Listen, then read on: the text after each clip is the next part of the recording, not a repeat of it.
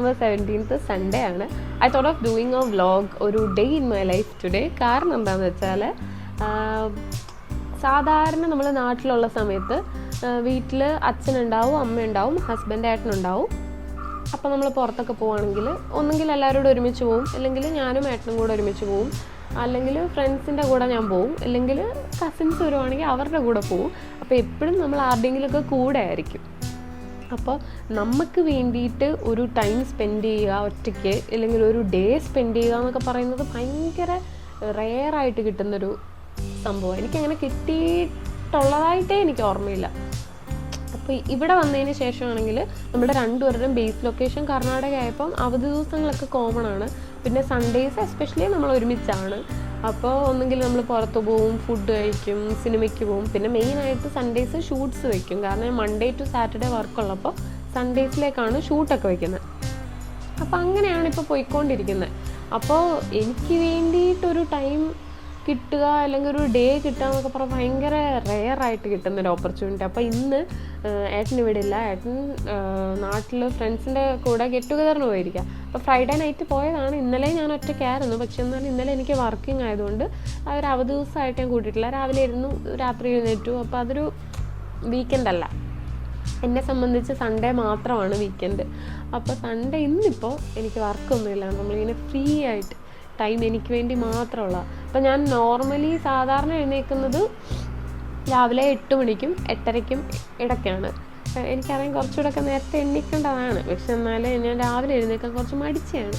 പക്ഷേ ഇന്ന് ഞാൻ 7 മണിയായപ്പോൾ ഉണർന്നിട്ട് ഞാൻ ഇങ്ങനെ വെയിറ്റ് ചെയ്ത് കിടക്കും. ഞാൻ സാധാരണ എണ്ണിക്കുന്ന സമയമായിട്ടില്ലല്ലോ. അപ്പോൾ ഞാൻ ഇങ്ങനെ വെയിറ്റ് ചെയ്ത് കിടക്കും. അപ്പോൾ ഞാൻ ഇങ്ങനെ ചുമ്മാ ഇങ്ങനെ ആലോചിച്ച് വന്നപ്പോൾ ഇതെന്താ ഞാനിങ്ങനെ വെറുതെ കിടക്കുന്നത്, നമ്മളിത് സാധാരണ എനിക്ക് കിട്ടുന്നൊരു ദിവസമല്ലല്ലോ. അപ്പോൾ അതിങ്ങനെ വെറുതെ വേസ്റ്റ് ചെയ്യാതെ I need to utilise it, അങ്ങനൊരു പെട്ടെന്നൊരു ബോധമൊക്കെ വന്നിട്ട് ഞാൻ കുറച്ച് നേരത്തെ എഴുന്നേറ്റ് കാപ്പിയൊക്കെ കുടിച്ചിട്ട് ഇങ്ങനെ ഇരിക്കുകയാണ്. അപ്പോൾ ഞാൻ ആദ്യം പ്ലാൻ ചെയ്തതെന്ന് പറഞ്ഞാൽ ബ്രേക്ക്ഫാസ്റ്റ് ഓർഡർ ചെയ്യാം, എന്നിട്ട് ഉച്ചക്കത്തേക്ക് ലൈറ്റായിട്ടെന്തെങ്കിലും കുക്ക് ചെയ്യാം. അങ്ങനെയായിരുന്നു പ്ലാൻ ചെയ്തത്. പക്ഷേ അത് കഴിഞ്ഞപ്പോൾ എനിക്ക് കുറച്ചും കൂടെ ബെറ്റർ ആയിട്ടുള്ളൊരു പ്ലാൻ കിട്ടി. അതായത് മോർണിംഗ് ഇപ്പോൾ ബ്രേക്ക്ഫാസ്റ്റ് എന്തെങ്കിലും ലൈറ്റായിട്ട് ഗോതമ്പ് ദോശയോ അങ്ങനെ എന്തെങ്കിലും കുക്ക് ചെയ്യാം. എനിക്കിഷ്ടമാണ് ഗോതമ്പ് ദോശ. അപ്പോൾ അത് രാവിലെ കഴിക്കാം. അത് കഴിഞ്ഞിട്ട് ഉച്ചയ്ക്ക് വിശക്കുന്ന സമയത്ത് പുറത്തേക്ക് പോകാം. ഞാൻ ഇതുവരെ ഒരു ഹോട്ടലിൽ ഒറ്റയ്ക്ക് പോയിരുന്ന് ഫുഡ് കഴിച്ചതായിട്ട് ഇല്ല, അങ്ങനെ കഴിച്ചിട്ടില്ല. അപ്പം I need to experience all those things today. ഒറ്റയ്ക്ക് പോയി ഫുഡ് കഴിക്കുന്നു, അത് കഴിഞ്ഞിട്ട് കുറച്ച് കറങ്ങിയൊക്കെ നടന്നിട്ട് വൈകുന്നേരം തിരിച്ചു വരാം. അങ്ങനെയാണ് ഇപ്പോൾ പ്ലാൻ. പക്ഷെ എനിക്കൊരു ചെറിയ കോൾഡ് ഉണ്ട്, അത് നമുക്ക് മനസ്സിലാവുന്നുണ്ടായിരിക്കും. ഞാൻ മൂക്കിക്കൂടാണ് സംസാരിക്കുന്നത്. പിന്നെ സംസാരിക്കുന്നതിന് ഇടയ്ക്ക് ഇങ്ങനെ അതുപോലെ ശ്വാസം എടുക്കുക അങ്ങനെയൊക്കെ വരുന്നുണ്ട്. അപ്പോൾ അതെന്ന് പറഞ്ഞാൽ ഇതുകൊണ്ടാണ് ജസ്റ്റ് ഇഗ്നോർ ദാറ്റ്. നമ്മൾ ഇപ്പോൾ താമസിക്കുന്നതെന്ന് പറഞ്ഞാൽ മാംഗ്ലൂരിനും ഉടുപ്പിക്കും ഇടയ്ക്കൊരു സ്ഥലത്താണ്. അപ്പോൾ ഇവിടെയെന്ന് പറഞ്ഞാൽ മഴയേ ഇല്ല, ഇവിടെ ഫുള്ള് വെയിലാണ്, എപ്പോഴും ചൂടാണ്. അപ്പോൾ ഉച്ച കഴിഞ്ഞ് ഇറങ്ങുക പറയുന്നത് കുറച്ച് ടാസ്ക്കാണ്, എന്നാലും നോക്കാം. പക്ഷെ എനിക്ക് ഐ വോണ്ട് ടു ഡു. കാരണം എനിക്കെന്തോ ഇന്ന് എനിക്ക് വേണ്ടിയുള്ളൊരു ദിവസമായിട്ടൊക്കെ ഫീൽ ചെയ്യുന്നുണ്ട്. അപ്പം ഇന്ന് നമ്മൾ ഇങ്ങനെ എന്തെങ്കിലുമൊക്കെ ചെയ്യണം. അപ്പോൾ എനിക്ക് ഏറ്റവും ഇഷ്ടമുള്ളൊരു കാര്യമാണ് വീഡിയോസ് ചെയ്യുന്നത്, അല്ലെങ്കിൽ വീഡിയോ എടുക്കുന്നത്. അപ്പം ഒരു day for me in my ലൈഫാണിത്. അപ്പോൾ അത് നിങ്ങളെ കൂടെ കാണിക്കാമെന്ന് വിചാരിച്ചു. അതാണ് ഞാൻ പെട്ടെന്നല്ല, ഞാൻ രാവിലെ ഞാൻ പറഞ്ഞല്ലോ, ഞാൻ ഉണർന്നിങ്ങനെ കിടന്നപ്പോഴേ ആലോചിച്ചു എന്നാൽ ഇന്ന് നമുക്ക് ഇങ്ങനൊരു വീഡിയോയും ചെയ്യാം, ഇങ്ങനൊരു ഡേ ആക്കി മാറ്റാം എന്ന് വിചാരിച്ചു. വെറുതെ മടിച്ചിങ്ങനെ കട്ടില കിടക്കുക അല്ലെങ്കിൽ TV കണ്ട ഒരു ദിവസം കളയുന്നതിനേക്കാട്ടിലും നല്ലത് ഇതായിരിക്കും എന്ന് തോന്നി. അപ്പോൾ ലെറ്റ്സ് സീ. നീ വെൽക്കം പറഞ്ഞില്ല അല്ലേ? Welcome back to my YouTube channel. നിങ്ങൾ ആദ്യമായിട്ടാണ് ചാനൽ കാണുന്നതെങ്കിൽ എൻ്റെ പേര് Shilpa. Welcome to my channel. എൻ്റെ അറിവിൽ മിക്ക ആൾക്കാർക്കും വലിയ താല്പര്യമില്ലാത്തൊരു ഫുഡാണ് ഗോതമ്പ് ദോശ. പക്ഷെ എനിക്കിത് ഭയങ്കര ഇഷ്ടമാണ്. തൈരിൽ പച്ചമുളകൊക്കെ ഉടച്ച് ഇതിൻ്റെ കൂടെ കഴിച്ചാൽ ഇന്നിപ്പോൾ ഞാൻ പച്ചമുളകൊന്നും ഉടയ്ക്കാൻ പോകുന്നില്ല, തൈരിനകത്ത് അച്ചാറൊഴിച്ച് അങ്ങനെ ഇഷ്ടമാണ്. അപ്പോൾ നമ്മുടെ ഗോതമ്പ് ദോശയുടെ മാവ് ലംസ് ഒന്നും ഇല്ലാതെ കുഴച്ചെടുത്തിട്ടുണ്ട്. ഇടയ്ക്ക് ഞാൻ ഗോതമ്പ് ദോശ ഉണ്ടാകുമ്പോൾ പിന്നെ അത് ഇച്ചിരി മുളക് പൊടി ഇടും, അപ്പോൾ ഒരു ഓറഞ്ച് കളർ കിട്ടും. പിന്നെ സവാള, പച്ചമുളക്, തക്കാളി ഇതൊക്കെ അരിഞ്ഞിടും. അപ്പോൾ പരത്താൻ ഇച്ചിരി പാടാണ്, പക്ഷെ എന്നാലും നല്ല ടേസ്റ്റാണ്. പക്ഷെ ഇന്നിപ്പോൾ നമ്മളെല്ലാം എളുപ്പ വഴിയായതുകൊണ്ട് വെറുതെ ഗോതമ്പ് ഉപ്പിട്ട് കുഴച്ചിട്ടേ ഉള്ളൂ. ഇതും എനിക്കിഷ്ടമാണ്. തൈരിൻ്റെ കൂട്ടത്തിൽ എരിവുള്ള എന്തെങ്കിലും, അതിപ്പോൾ അച്ചാറാവാം അല്ലെങ്കിൽ പച്ചമുളകാവാം. കാന്താരി മുളക് ഉണ്ടെങ്കിൽ ബെസ്റ്റാണ്. പിന്നെ ചുവന്ന മുളക് വറുത്തിട്ടിട്ടാലും എനിക്ക് നല്ല ഇഷ്ടമാണ്. അപ്പം ഇന്ന് നമ്മൾ എല്ലാ എളുപ്പ വഴിക്ക് സാധാ ഗോതമ്പ് ദോശയും അതേപോലെ തൈരിനകത്ത് റെഡി ആയിട്ട് ഇരിപ്പുള്ള അച്ചാറുമാണ് ഒഴിച്ച് കഴിക്കാൻ പോകുന്നത്. അപ്പം നമുക്കിനി ദോശ ഉണ്ടാക്കാം. അപ്പം കല്ല് ഏകദേശം ചൂടായിട്ടുണ്ട്, ദോശ വയ്ക്കാം.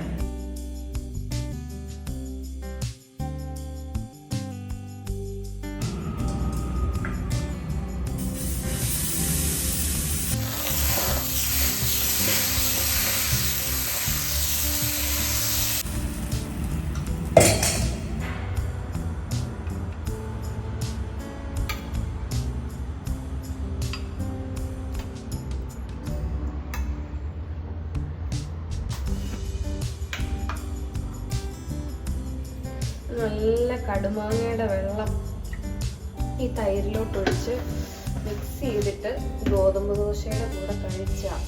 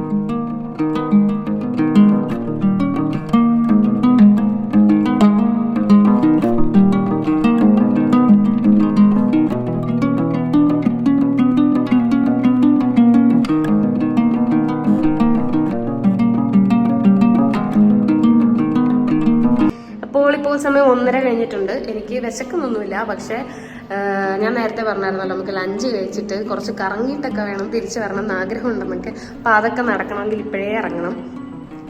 കാരണം ഒന്നും നമുക്ക് പരിചയമില്ലാത്ത സ്ഥലമായതുകൊണ്ട് കുറച്ച് നേരത്തെ തിരിച്ച് കയറുന്നതായിരിക്കും ബെറ്റർ എന്ന് എനിക്ക് തോന്നുന്നു. പിന്നെ സ്ഥലം അറിയത്തില്ല, പോയി നോക്കാം. പിന്നെ ഞാൻ കുറച്ച് പരിപാടികളൊക്കെ നോക്കി വെച്ചിട്ടുണ്ട്, പക്ഷെ നടക്കുമെന്നൊന്നും അറിയത്തില്ല. ഏതായാലും പോയി നോക്കാം. പിന്നെ ഞാൻ യൂട്യൂബ് ഷോർട്സിന് വേണ്ടിയിട്ടൊരു ഗെറ്റ് റെഡി വിത്ത് മീ പോലെയോ എന്തെങ്കിലും ഔട്ട്ഫിറ്റ് കാണിക്കാം എന്നൊക്കെ വിചാരിച്ച് ഞാൻ അതൊക്കെ കൊണ്ടുവന്ന് വെച്ചിട്ടുണ്ട്. ഇനി റെഡി ആയിട്ട് കാണാം. ഇപ്പോൾ ടൈം 2:15 കഴിഞ്ഞു. മറ്റേ ഞാൻ നേരത്തെ പറഞ്ഞില്ല ഷോർട്സിന് വേണ്ടിയിട്ടൊരു വീഡിയോ എടുത്തായിരുന്നു, അതുകൊണ്ട് കുറച്ച് ലേറ്റായി. പിന്നെ ഞാൻ വേറൊരു ഡ്രസ്സ് ആദ്യം ഇട്ടു. അത് കഴിഞ്ഞിട്ട് ഇറങ്ങുന്നതിന് മുമ്പ് ഞാൻ ചൂടായതുകൊണ്ട് കുറച്ച് വെള്ളം ബോട്ടിലിൽ കൊണ്ടുപോകാമെന്ന് വിചാരിച്ച് പോയി ഫിൽറ്റർ തുറന്നപ്പോഴത്തേക്കും വെള്ളം ചാടിയിട്ട് എൻ്റെ ആ ടോപ്പ് നനഞ്ഞു. അപ്പോൾ എനിക്കത് മാറേണ്ടി വന്നു ലാസ്റ്റ് മൊമെൻറ്റിൽ. ഏതായാലും ഇതാണ് ഇപ്പോൾ ലാസ്റ്റ് ഫൈനൽ ലുക്ക്. പിന്നെ ബാക്കിലൊരു ചെറിയ ബാഗൊക്കെ കൊടുത്തിട്ടുണ്ട്. നല്ല ചൂടായതുകൊണ്ടാണ് എല്ലാം ലൂസായിട്ടുള്ള ഡ്രസ്സാണ്. എനിവേസ് പോവാം. ഇനിയും വെച്ച് താമസിപ്പിക്കാൻ നമുക്ക് സമയമില്ല. പിന്നെ എനിക്ക് ചെറുതായിട്ട് വിശന്ന് തുടങ്ങിയിട്ടുണ്ട്. അപ്പോൾ ഞാനൊരു റെസ്റ്റോറൻറ്റ് കണ്ടു വച്ചിട്ടുണ്ട്, ഉടുപ്പിയിലാണ്. അപ്പോൾ അങ്ങോട്ട് പോവാം.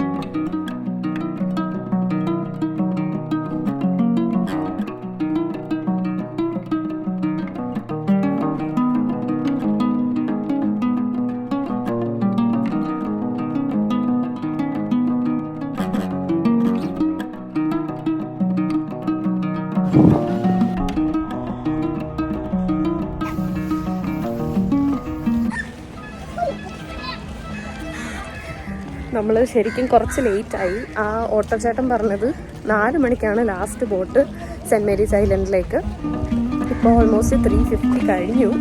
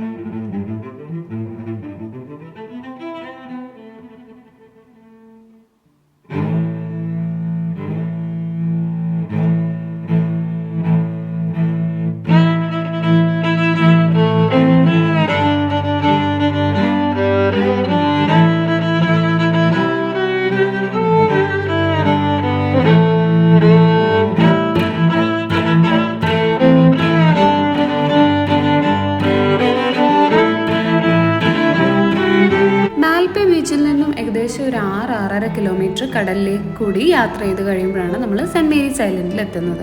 ഏകദേശം ഒരു 30-35 മിനിറ്റാണ് ഫെറിയിൽ നമുക്ക് എടുത്തത്. അത് ഏകദേശം ഐലൻഡ് എത്താറാകുന്ന സമയത്ത് അവർ നമ്മളെ ഫെറിയിൽ നിന്നും വേറൊരു ബോട്ടിലേക്ക് മാറ്റിയിട്ട് അതാണ് ഐലൻഡിലേക്ക് അടുപ്പിക്കുന്നത്.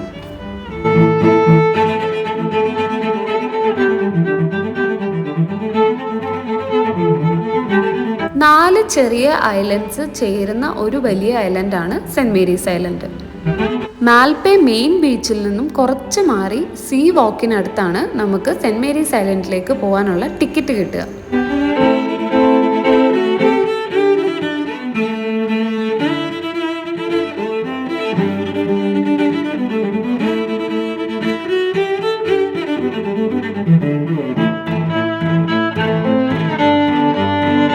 ഇന്ത്യയിലേക്കുള്ള സീ റൂട്ട് കണ്ടുപിടിക്കുക എന്ന ദൗത്യത്തിനിടയിൽ വാസ്കോഡ് ഗാമ കേരളത്തിൽ കാപ്പാട് ബീച്ചിൽ ഇറങ്ങുന്നതിന് മുൻപ് ഇറങ്ങിയ ഐലൻഡാണ് സെൻറ് മേരീസ് ഐലൻഡ്. ഞാൻ നേരത്തെ പറഞ്ഞ ചെറിയ 4 ഐലൻഡ്സിൽ ഒന്നാണ് കോക്കനട്ട് ഐലൻഡ്.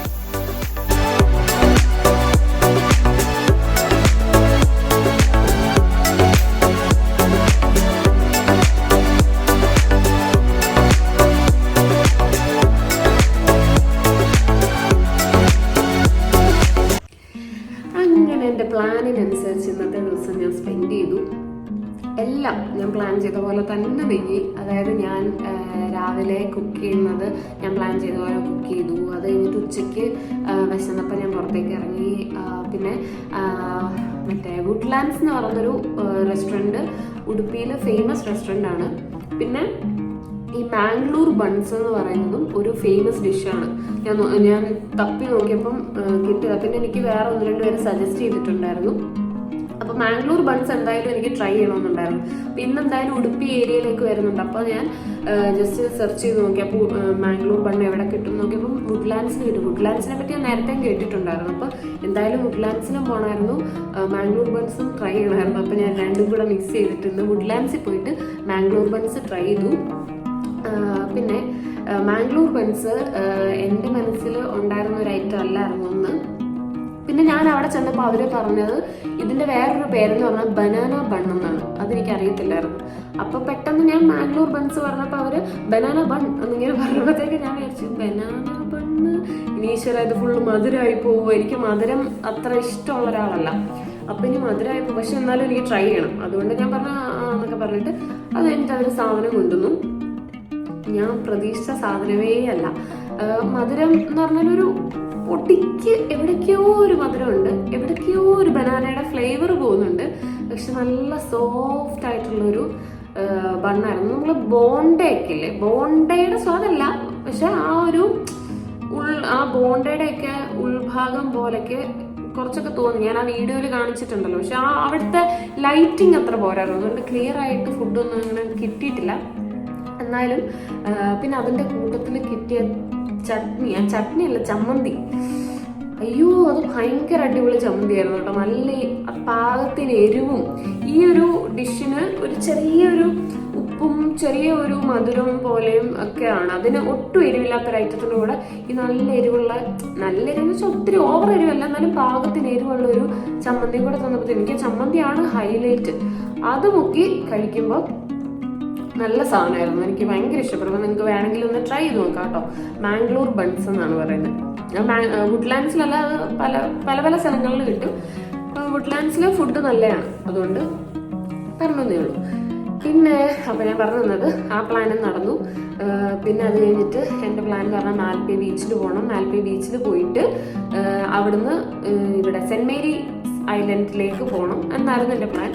അത് ഒരു കോമഡി ആയിരുന്നു. കോമഡി എന്ന് വെച്ചാൽ ഞാൻ ആ ഓട്ടോ ചേട്ടനോട് പറഞ്ഞത് എനിക്ക് മാൽപ്പേ ബീച്ചിൽ പോകണമെന്ന്. കാരണം ഞാൻ കണ്ട എല്ലാ വ്ളോഗിലും എല്ലാവരും പറഞ്ഞിരിക്കുന്നത് മാൽപ്പേ ബീച്ചിൽ നിന്ന് ഫെറി റൈഡ് എടുത്ത് ഇല്ലെങ്കിൽ മറ്റേ സ്പീഡ് ബോട്ടിൽ സെൻറ്റ് മേരീസ് ഐലൻഡിലേക്ക് പോവാം അങ്ങനെയായിരുന്നു പറഞ്ഞത്. അപ്പം ഞാൻ വിചാരിക്കുന്നത് മാൽപ്പേ ബീച്ചിലോട്ട് ചെന്നാൽ അവിടുന്ന് പോവാം എന്നാണ് വിചാരിച്ചത്. അപ്പം ഞാൻ ആ ചേട്ടനോട് പറഞ്ഞു, ചേട്ടാ മാൽപ്പേ ബീച്ച് എന്ന് പറഞ്ഞു.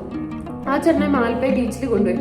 അവിടെ ചെന്നപ്പോൾ ഞാൻ എന്തോ ഭാഗ്യത്തിന് ആ ചേട്ടനോട് തന്നെ ചോദിച്ചു, ചേട്ടാ ഇവിടെ സെൻറ്റ് മേരീസ് ഐലൻഡിലേക്ക് പോകാൻ ടിക്കറ്റ് എവിടെ കിട്ടും എന്ന് ചേട്ടൻ അറിയാമോ എന്ന് ഞാനൊന്ന് ചോദിച്ചു. ഞാൻ ചോദിച്ചപ്പോൾ ആ ചേട്ടൻ സെൻറ്റ് മേരീസ് ഐലൻഡിലാണോ പോകേണ്ടത്, അതിവിടെയേ അല്ല എന്ന് പറഞ്ഞു, അത് കുറച്ചും കൂടെ മാറിയിട്ടാ എന്ന് പറഞ്ഞു. അപ്പോൾ നിങ്ങൾ എപ്പോഴെങ്കിലും ഓട്ടോയിലോ അങ്ങനെ ലോക്കൽ ട്രാൻസ്പോർട്ടേഷൻ എടുത്ത് പോകുന്നുണ്ടെങ്കിൽ, ലോക്കൽ ട്രാൻസ്പോർട്ടേഷൻ എന്നല്ല ഓട്ടോയിലൊക്കെ പോവുകയാണെങ്കിൽ മാൽപ്പേ ബീച്ച് എന്നല്ല പറയണ്ട, സെൻറ്റ് മേരീസ് ഐലൻഡിലേക്ക് പോകാനാണെന്ന് തന്നെ എടുത്ത് പറയണം കേട്ടോ. ഇല്ലെങ്കിൽ ഇതുപോലെ പെട്ടുപോകും. അത് പെട്ടുപോയി എന്ന് പറയാൻ കാര്യം, ഇപ്പം നോർമൽ ഒരു സമയത്തൊക്കെയാണ് ചെല്ലുന്നതെങ്കിൽ ഓക്കെ. ഞാൻ ചെല്ലുമ്പോൾ 3:40 ആയപ്പോഴാണ് നമ്മൾ മാൽപ്പേ ബീച്ചിൻ്റെ അവിടെ എത്തുന്നത്. അപ്പോഴാണ് ഞാൻ ആ ചേട്ടനോട് ഇത് ചോദിക്കുന്നത്. അപ്പോൾ ചേട്ടൻ പറഞ്ഞു അല്ല 3:48. 3:48 ഞാൻ ഫോണിൽ നോക്കുമ്പോൾ 3:48. അപ്പോൾ ആ ചേട്ടൻ പറഞ്ഞു 4 മണിക്കാ ലാസ്റ്റ് ബോട്ട് ഐലൻഡിലേക്ക് എടുക്കുന്നത്, 5 മണിക്ക് അവിടെ നിന്ന് തിരിച്ച് ലാസ്റ്റ് ബോട്ട് തിരിച്ചും വരുമെന്ന് പറഞ്ഞു. അത് കേട്ടപ്പോഴത്തേക്ക് എനിക്ക് ടെൻഷനായി. കാരണം ഞാൻ എൻ്റെ പ്ലാൻ ഫുള്ള് കൊളാവും. ബീച്ചിൽ തന്നെ വെറുതെ സ്പെൻഡ് ചെയ്യാൻ എനിക്ക് ഒന്നുമില്ല. പക്ഷെ പോവാണെങ്കിൽ ഐലൻഡിൽ പോകണം, ഇല്ലെങ്കിൽ തിരിച്ചു വീട്ടിൽ പോകാം എന്നൊക്കെ ആയി. അപ്പോൾ ആ ചേട്ടനോട് പറപ്പിച്ചിനാണെങ്കിൽ ഞങ്ങൾ എന്തായാലും അവിടെ ചെന്നപ്പോഴത്തേക്കും 3:55 ആയപ്പോൾ എത്തി. അപ്പോൾ അവള് ഒരു ഫെറി എടുക്കാൻ വേണ്ടിയിട്ട് ഇങ്ങനെ നിൽക്കുവാണ്. ആള് 2-3 പേരും കൂടെ വന്ന് അവര് ഫെറി എടുക്കും. അങ്ങനെ നിൽക്കും. ഇങ്ങനെ ഓടിപ്പോയിട്ട് ടിക്കറ്റ് എടുത്തു. ഒരാൾക്ക് 300 rupees ഫെറി റൈഡിന്. അപ്പോൾ എന്തായാലും അത് നടന്നു. ഓടിപ്പോയി ഫെറിയിൽ കയറി. ലൈഫ് ജാക്കറ്റ് ഒക്കെ ഉണ്ടായിരുന്നു, അതുകൊണ്ട് കുഴപ്പമില്ല. ലൈഫ് ജാക്കറ്റ് ഇല്ലെങ്കിൽ ഞാൻ ഈ പരിപാടിക്ക് പോകത്തില്ല. എനിക്ക് വെള്ളം കുറച്ച് പേടിയാണ്, അത് ഒറ്റയ്ക്കും കൂടെ, അത് കടലിലോട്ട്. അയ്യോ, കുറെ തിരമാലയൊക്കെ ഇങ്ങനെ വന്നു കഴിയുമ്പോഴത്തേക്കും ഉണ്ടല്ലോ ഇത് നല്ല പേടിയാണ്. പക്ഷെ ലൈഫ് ജാക്കറ്റ് ഉണ്ടായിരുന്നത് കുറച്ച് ധൈര്യം ഉണ്ടായിരുന്നു.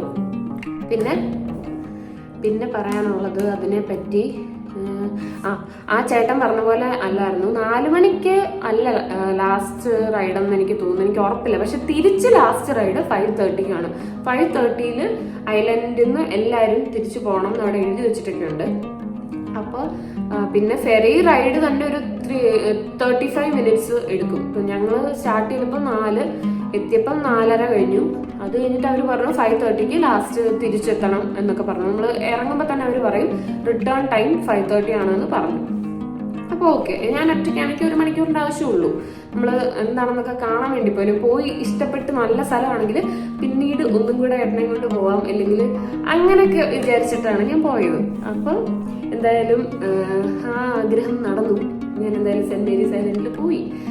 അപ്പം ഞാൻ ടിക്കറ്റിൻ്റെ റേറ്റ് പറഞ്ഞല്ലോ, 300 റുപ്പീസാണ് വന്നത്.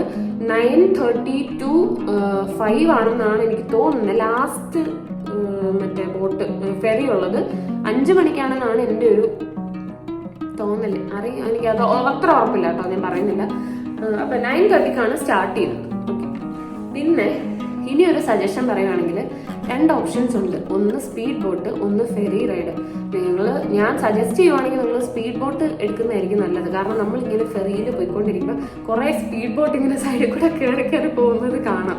അപ്പോൾ അത് കുറച്ചും കൂടെ ടൈം കുറവായിരിക്കും അവിടെ എത്താനും ഒക്കെ. അപ്പോൾ നമ്മളിപ്പോൾ ഒരു 3:30 കുറേ ടൈം അവിടെ സ്പെൻഡ് ചെയ്യണം എന്നുള്ളൊരു സ്പീഡ് ബോട്ട് എടുക്കുകയാണെങ്കിൽ ഒരു 3:30 പോയി കഴിഞ്ഞാൽ അത്യാവശ്യം 2 മണിക്കൂർ അവിടെ സ്പെൻഡ് ചെയ്യാം.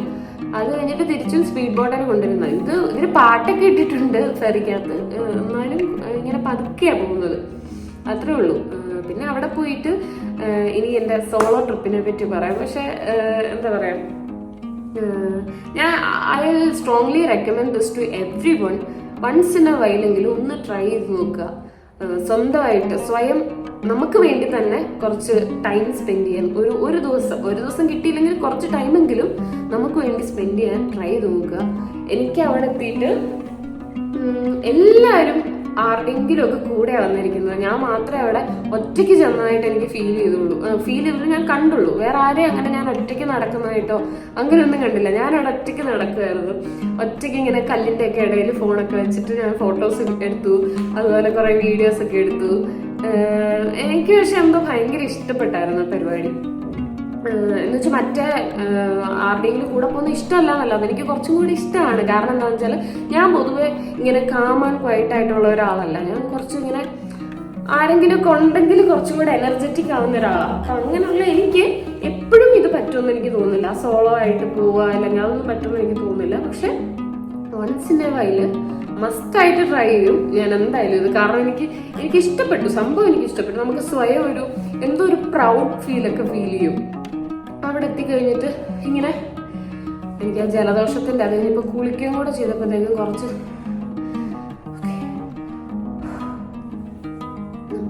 അപ്പം ഞാൻ പറഞ്ഞത് എന്താണെന്ന് വെച്ചാൽ എനിക്ക് സംഭവം ഇഷ്ടപ്പെട്ടു. ഞാൻ ഇടയ്ക്കിടയ്ക്ക് ട്രൈ ചെയ്യും. പിന്നെ എപ്പോഴും പറ്റത്തില്ല, അത് ഞാൻ പറഞ്ഞു. ഇത്രയൊക്കെ പറയാനുള്ളൂ. എനിക്ക് ഓവറോൾ എനിക്ക് ഈ ഡേ ഭയങ്കര ഇഷ്ടപ്പെട്ടു. ഭയങ്കര പ്രൊഡക്റ്റീവ് ആണോ എന്ന് ചോദിച്ചാൽ എല്ലാം നമുക്ക് പ്രൊഡക്റ്റീവ് എന്ന് പറയുന്ന പല പേഴ്സ്പെക്റ്റീവ് ഉണ്ടല്ലോ. ഇതെൻ്റെ മെൻ്റൽ ഹെൽത്തിന് ഇത് പ്രൊഡക്റ്റീവ് ആയിരുന്നു എന്നാണ് ഞാൻ ബലമായി വിശ്വസിക്കുന്നത്. അപ്പം അതാണല്ലോ കാര്യം. എനിക്ക് നല്ല ഇഷ്ടപ്പെട്ടായിരുന്നു. ഞാൻ എന്നിട്ട് എൻ്റെ കസിൻസിനൊക്കെ സജസ്റ്റ് ചെയ്തു ഇങ്ങനെ പോകണം നിങ്ങളും എന്നൊക്കെ പറഞ്ഞ് സജസ്റ്റ് ഒക്കെ ചെയ്തായിരുന്നു. ഏതായാലും ഇഷ്ടപ്പെട്ടു. നല്ല പരിപാടിയായിരുന്നു, നല്ല ഡേ ആയിരുന്നു. നിങ്ങൾക്കും വീഡിയോ കണ്ട് ഇഷ്ടപ്പെട്ട് കാണുമെന്ന് ഞാൻ വിശ്വസിക്കുന്നു. അത്രേ ഉള്ളൂ. നമുക്ക് ഇനി നെക്സ്റ്റ് വീഡിയോ ആയിട്ട് കാണാം. നെക്സ്റ്റ് വീഡിയോ എന്തായാലും എൻ്റെ ജയ്പൂർ വീഡിയോ പാർട്ട് 2 ആയിരിക്കും. അത് എന്നാണെന്ന് ഞാൻ ഉറപ്പ് തരുന്നില്ല. പക്ഷെ എന്നാലും ഞാൻ അധികം മാക്സിമം നേരത്തെ കൊണ്ടുവരാം.